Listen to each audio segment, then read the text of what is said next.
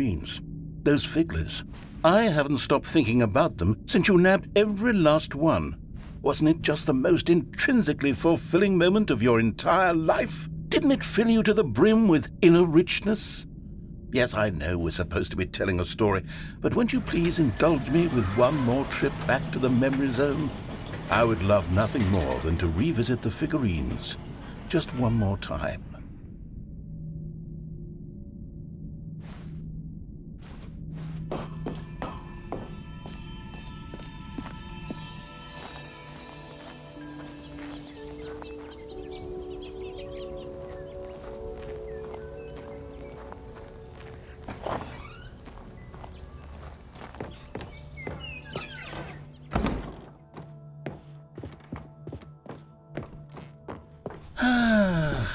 Here's where it all began. The first collectible. Back then, we had no idea of how many of them we'd find. Sure, it said 6 right there on the screen, but how could we know for certain? We were so innocent. We'll never be like that again, Stanley.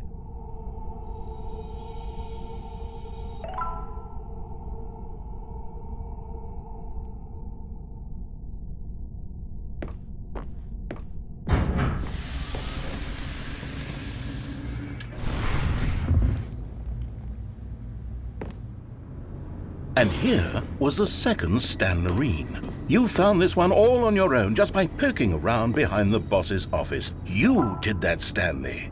I'll be honest, back then I had no faith in you to find any of them, let alone 6. But you continue to surprise me in all sorts of mundane, unremarkable ways.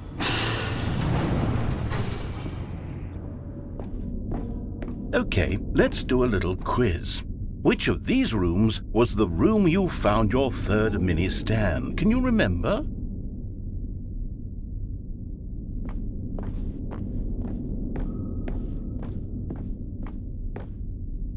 Hey, that's exactly right. It was here by the red and blue doors. It was the third one. You picked it up, and then after that, you had 3 of them.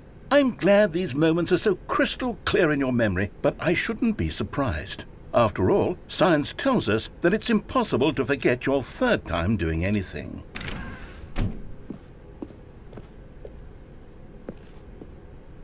Let's see, what came next?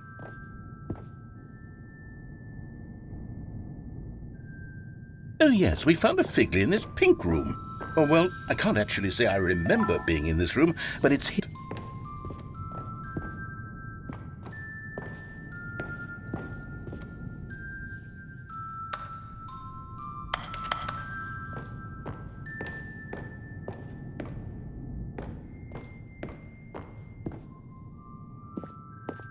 This was the 5th mini Stan, and this one was really something special. It was under the stairs. I remember it so clearly. In fact, because this one is particularly special to me, I made a little video to commemorate the occasion. Enjoy.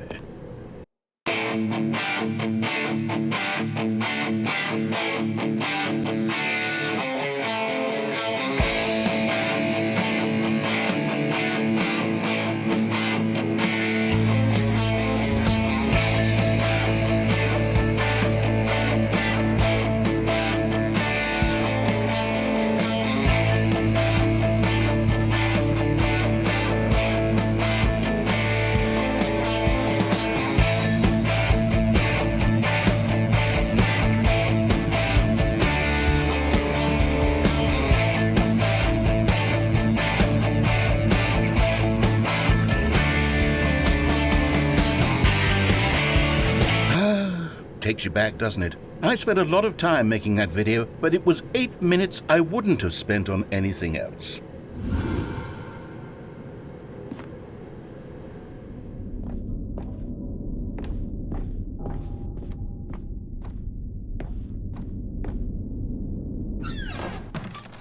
And then, Stanley, then we came to the last collectible, the final figurine, right here in the boss's bathroom. This memory is the most distinct and clear in my mind, perhaps because it was the one that happened more recently than all the others. Who can truly say how the mind works? All I know is that this is the moment where you picked up a Figley and I thought to myself, yes, that's all of them. They're all collected. It was a moment unlike any other. except for the other moments picking up figurines, which it was exactly like.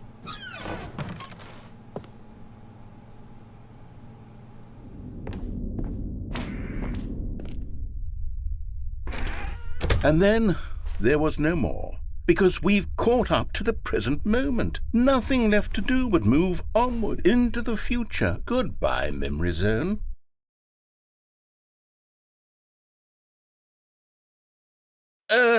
No, I'm not done. I'm not ready to move on. Stop the loading screen. Isn't there some way we can stay here, keep enjoying these figurines? Let's just go backwards. We'll do the Memory Zone again from the opposite direction. See how that feels.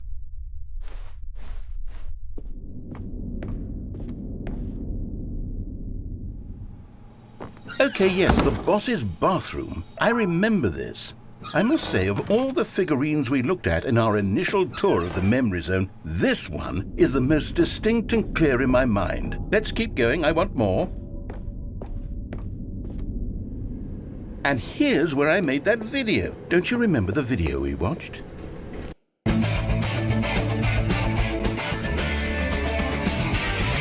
Yes, I love that video.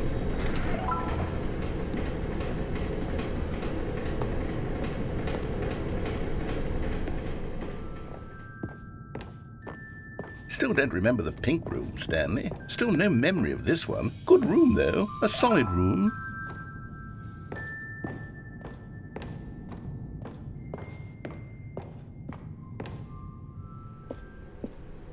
These really were a treat to hunt down. You know, if there had been any kind of reward for finding all of these, it really would have neutered the intrinsic joy of collecting them. I'm very glad we resisted the temptation. Next one.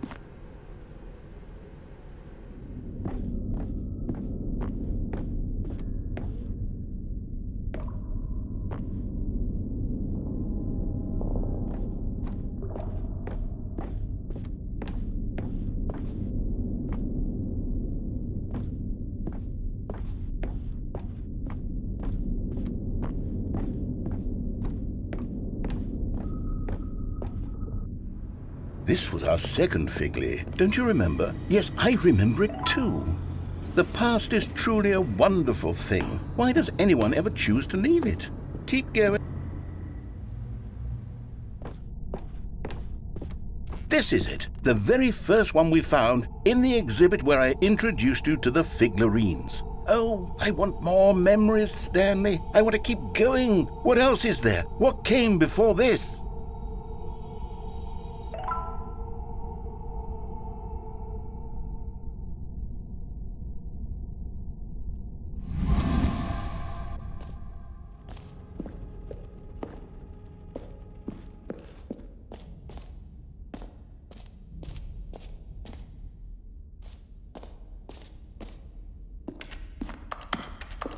Look, it's the terrible new content that we were originally sold on.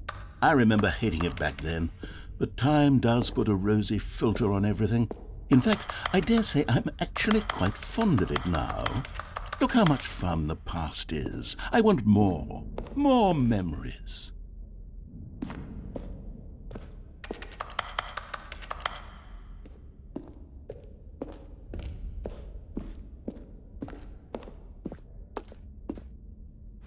Oh, yes, the two doors. Who could have forgotten that? A classic memory, this one.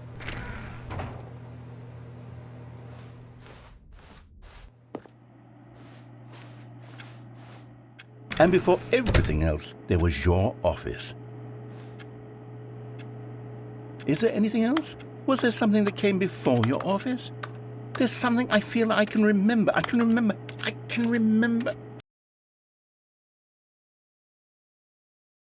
Yes, I'm remembering something now. I remember before this whole story got started. Back then I was different. I used to make big decisions. I was passionate. I was skeptical. I weighed each decision with profound thoughtfulness. And then somewhere along the way, I stopped making decisions.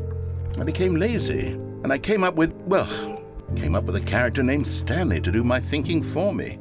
He would make the decisions, he would decide which way to go. I would cheer him on as he collected figurines for no reason. Why did I invent Stanley? Was I lonely? Yes, perhaps that's it. Perhaps I needed to imagine I had companionship. And Stanley really did make for a wonderful companion, even if he was a fiction. But I suppose it's grown old. I want to think for myself again. I want to go back to how it used to be. Yes, I can be on my own again. I can do it. I'll be stronger this time. I'll take care of myself. I don't need Stanley anymore. Oh, but he truly was so much fun to play with. You know what?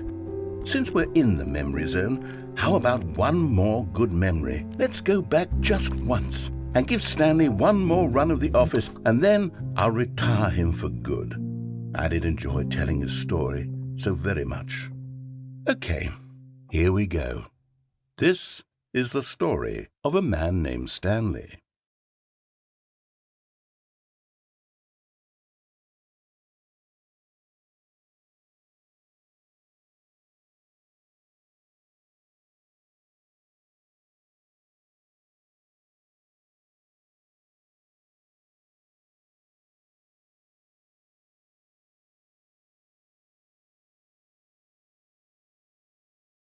This is the story of a man named Stanley.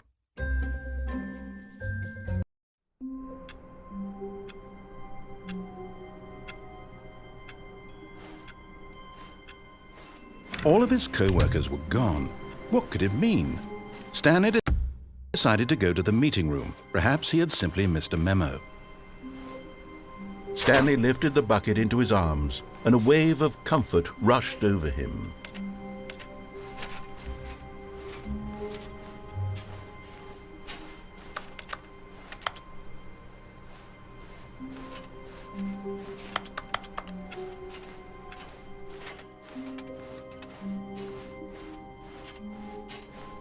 Stanley clutched the bucket tightly to his chest and entered the door on his left.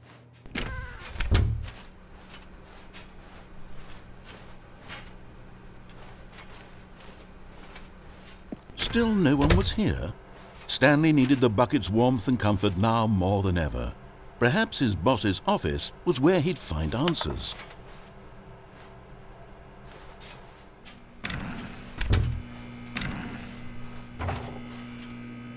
Oh, Stanley, can you feel it? The broom closet. It wants the bucket. You can feel that, can't you? The aura of jealousy? It's as clear as day. This broom closet believes it deserves the bucket. I can really feel it now. It's a bucket. It belongs in a broom closet. That's what the broom closet is trying to say here. It's supposed to go with the other cleaning supplies. Good for you, Stanley. Don't give in. Don't hand over the bucket. I know how hard it must be, given the pressure that the broom closet is putting on your shoulders right now, but you have to be strong. This is your bucket. This is your companion and lifelong friend. You can't hand it over. Oh, no. We're getting into name-calling now, it seems. Is this how low the broom closet has sunk, that it has to resort to this stream of petty insults simply in order to get you to hand over the bucket? Stanley, I never liked this broom closet for a variety of reasons, but even this is worse than I had imagined. And wait, now the broom closet has the gall to imply that you and the bucket are not truly deep and lasting friends? That your relationship is purely superficial and convenient? That your life is so banal and meaningless that you'd feel the same sort of kinship towards any inanimate object which happened to lay in your path in an even partially enticing manner? Well, I never. Go on, Stanley. Lay into it. Really tell the broom closet off for its demeaning comments. Expand on the wide variety of experiences you and the bucket have shared together. Go through each of them point by point. Share your journal entries detailing the rich emotional landscape of your feelings for the bucket as they have changed and evolved over the years. Let him have it.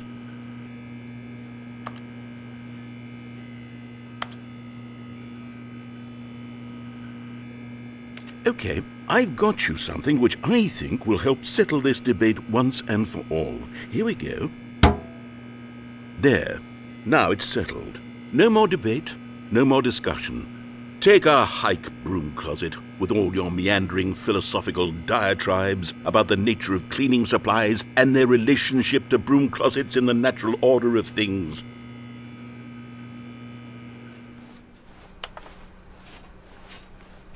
Coming to a staircase, Stanley and the bucket walked upstairs to the boss's office.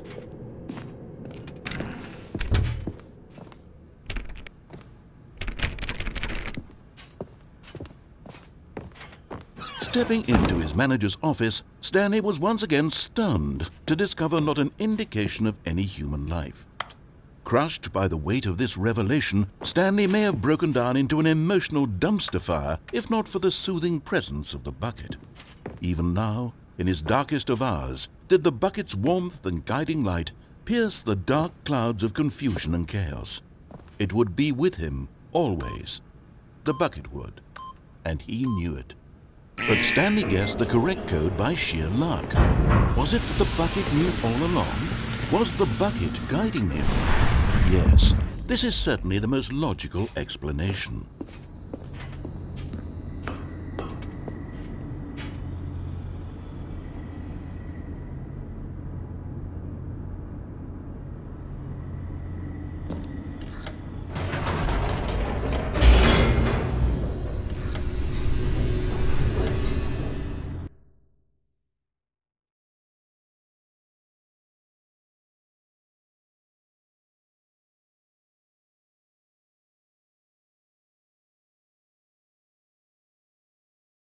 The elevator raced downward, plummeting towards an unknown fate.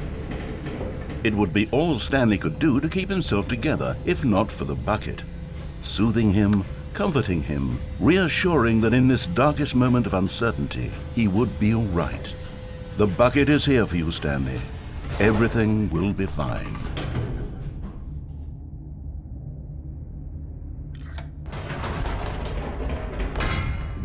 Wait, Stanley said to the bucket. Can we go back up? When I was pressing those keypad buttons, there was something very intriguing about the number 3. I want to go back so I can try pressing the number 3 again. The bucket said nothing.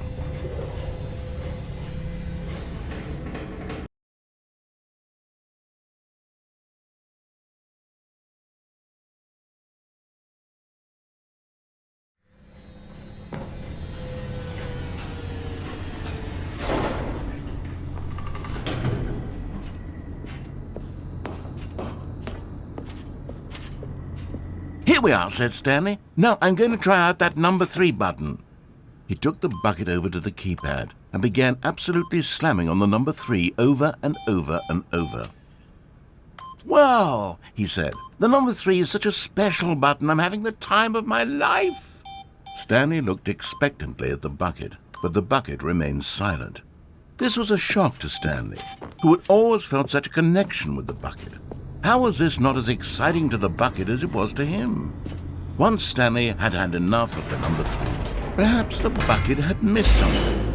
Perhaps it had not seen how much joy Stanley got from slamming the number 3 repeatedly.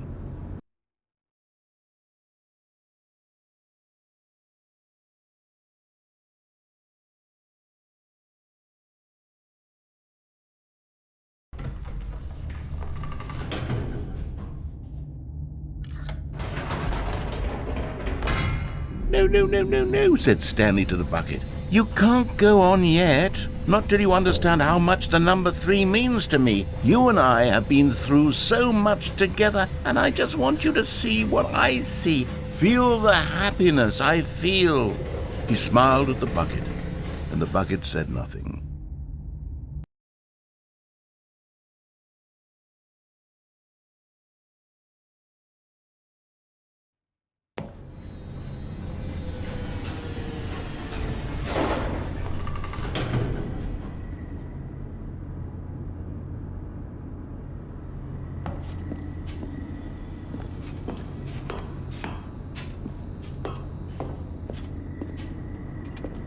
Here we go, said Stanley. This time I'll really show you. He ran to the number 3 and began to wail on it like a musician on a beloved instrument, weaving a concerto of truth and passion.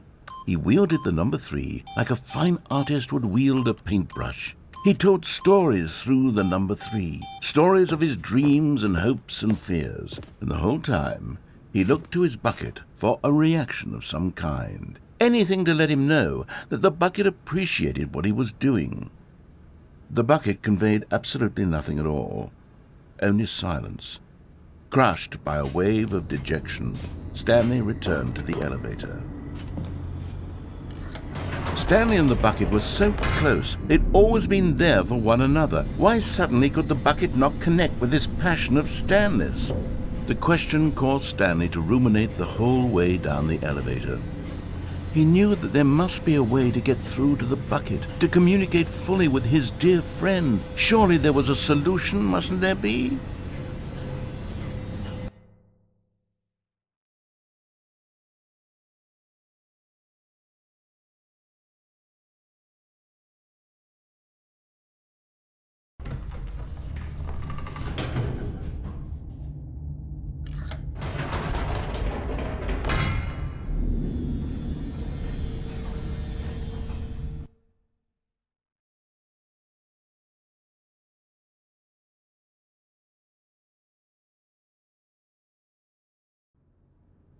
"Ah," said Stanley. "I know what to do. I know how to fully express this feeling in my heart." He decided right then and there that he would hold a press conference where he would speak to the public on all matters relating to pressing the number 3 over and over. He would elaborate fully on what the number 3 meant to him and why he felt so alive when pressing it. Then the bucket would be able to see his joy through the eyes of others. It would get to see the world react to this discovery of Stanley's.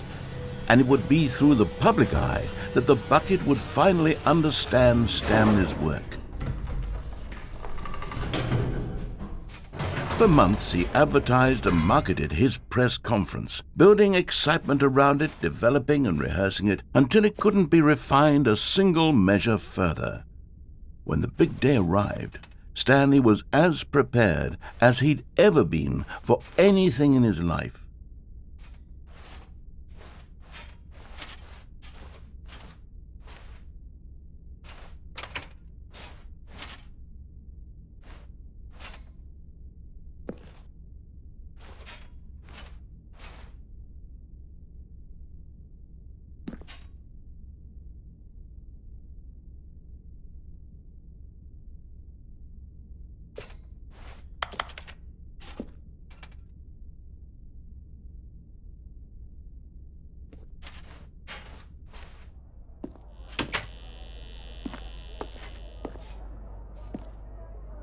This was it.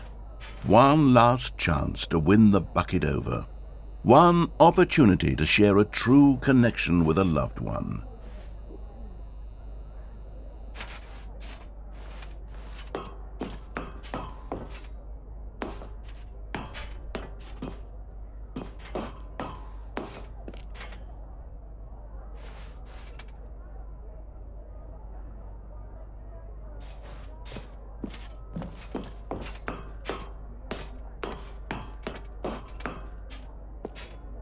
There was no one here.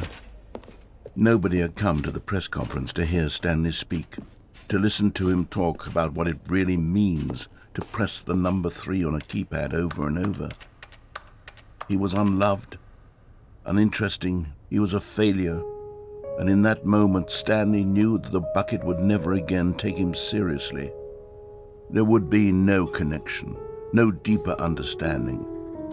The bucket merely sat there in his arms, indifferent. And so it began that slowly, over many years, the two of them grew more and more distant. They spoke less and less, neither wishing to state the obvious, that any sense of real respect between them had eroded since that day at the press conference. There would be no more games, no more long conversations about passion and pursuit, only a silence that consumed the space between friends. And Stanley, having for once in his life discovered the warmth and comfort of true companionship, was cast back into the unremarkable normalcy of loneliness.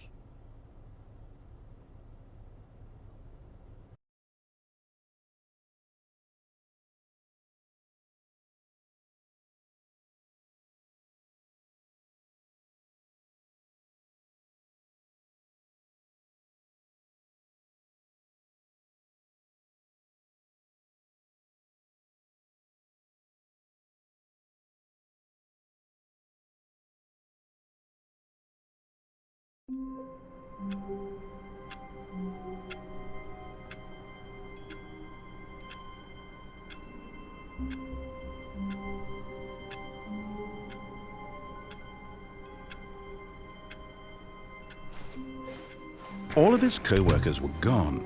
What could it mean? Stanley decided to go to the meeting room. Perhaps he had simply missed a memo. The confusion and the chaos all seemed to melt away as Stanley embraced the bucket. Stanley clutched the bucket tightly to his chest and entered the door on his left.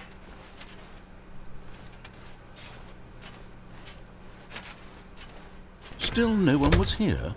Stanley needed the bucket's warmth and comfort now more than ever. Perhaps his boss's office was where he'd... Coming to a staircase, Stanley and the bucket walked upstairs to the boss's office. But Stanley just couldn't do it. He considered the possibility of facing his boss, admitting he had left his post during work hours. He might be fired for that. And in such a competitive economy, why had he taken that risk? All because he believed everyone had vanished? His boss would think he was crazy. And then something occurred to Stanley. Maybe, he thought to himself, maybe I am crazy. He looked down at the bucket in his arms. Am I crazy? He asked the bucket.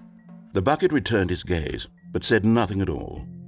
That's strange, Stanley thought. Usually the bucket is a source of guidance and wisdom for me in difficult times such as these. He held the bucket close, yet felt none of its familiar reassurance and comfort. And that's when Stanley realized, this isn't my bucket.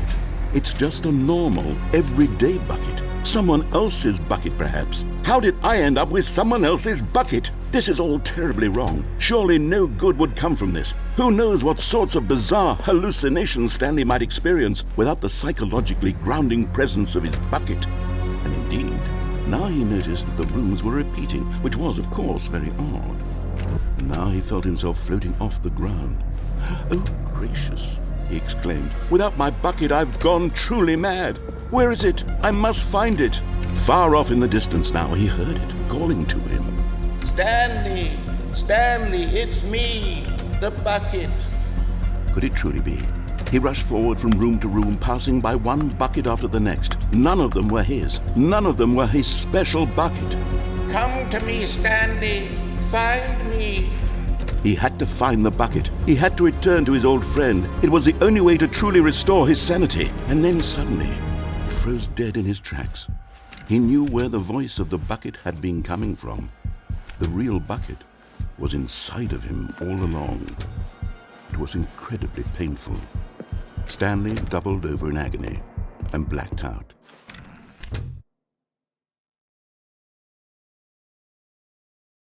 This is the story of a woman named Mariella. Mariella woke up on a day like any other. She arose, got dressed, picked up her bucket of comfort and security, and walked to her place of work. But on this particular day, her walk was interrupted by the body of a man who had stumbled through town, talking and screaming to himself, and then collapsed dead on the sidewalk. Right away, she knew what the problem was. This man had no bucket.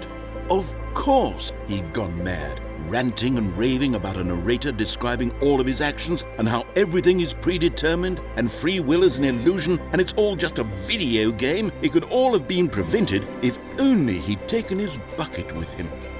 Perhaps he didn't even realize he'd forgotten his bucket at home in the first place. How cruel the world can be, Mariella thought, and she hugged her own bucket even tighter. But of course, she had no time for this. There were a myriad of confusing problems she would soon have to confront at work, for which her bucket would provide absolute guidance and total clarity on everything. Heck yes, she thought to herself, my life kicks ass. And she backflipped all the way to work.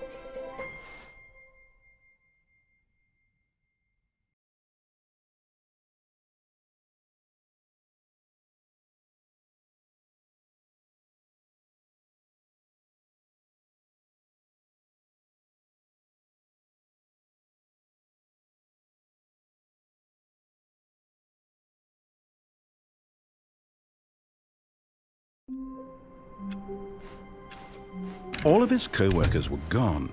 What could it mean? Stanley decided to go to the meeting room. Perhaps he had simply missed a memo.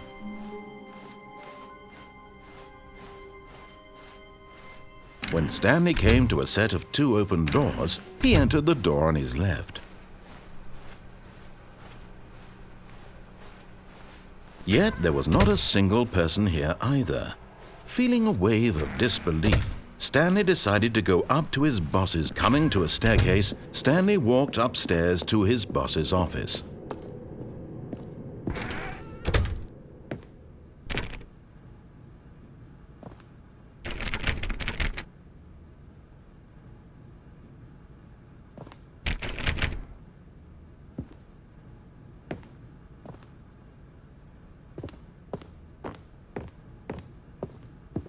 Stepping into his manager's office, Stanley was once again stunned to discover not an indication of any human life. Shocked, unraveled, Stanley wondered in disbelief who orchestrated this. What dark secret was being held from him? What he could not have known was that the keypad behind the boss's desk guarded the terrible truth that his boss had been keeping from him. And so the boss had assigned it an extra secret PIN number, 2845. But of course, Stanley couldn't possibly have known this. Yet incredibly, by simply pushing random buttons on the keypad, Stanley happened to input the correct code by sheer luck. Amazing. He stepped into the newly opened passageway.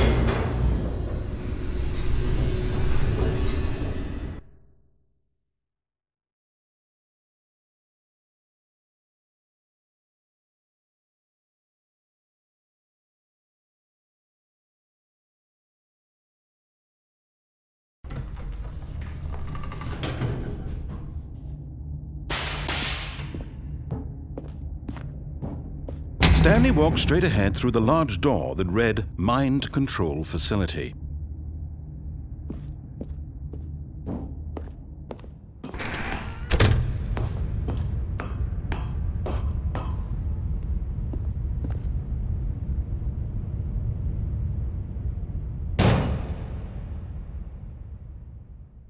Aha! You've made it to the bottom of the Mind Control Facility. Welcome! You see, back when the Stanley Parable first launched in 2013, getting to the bottom of the Mind Control Facility was a bug that we simply didn't catch during development. And you all sent us lots of photos of it on Twitter and acted very superior about it.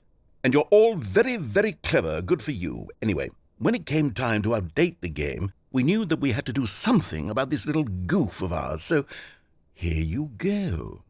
New content.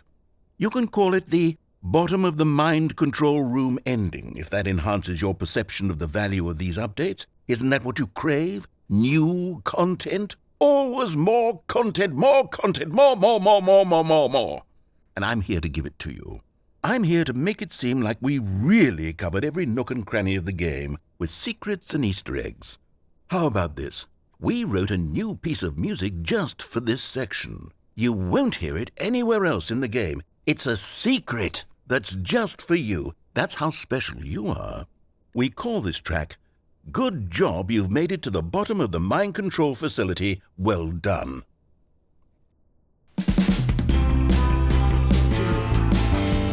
Good job, you did it. Good job.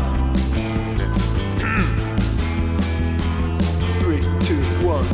Good job, you made it to the bottom of the mind control facility. You jumped on the catwalk. You should have been careful. You should have been careful. It used to be a bug, but now it's an ending. Now it's an ending. I believe in you. I believe in your ability to cross this barrier. chase your dreams. Railings don't mean anything. Good job, you did it. Good job, you did it. Good job, you did it. Good job, you did it. Good job, you did it. Good job, you did it. Good job, you did it. Good job, you did it. Good job, you did it. Good job, you did it.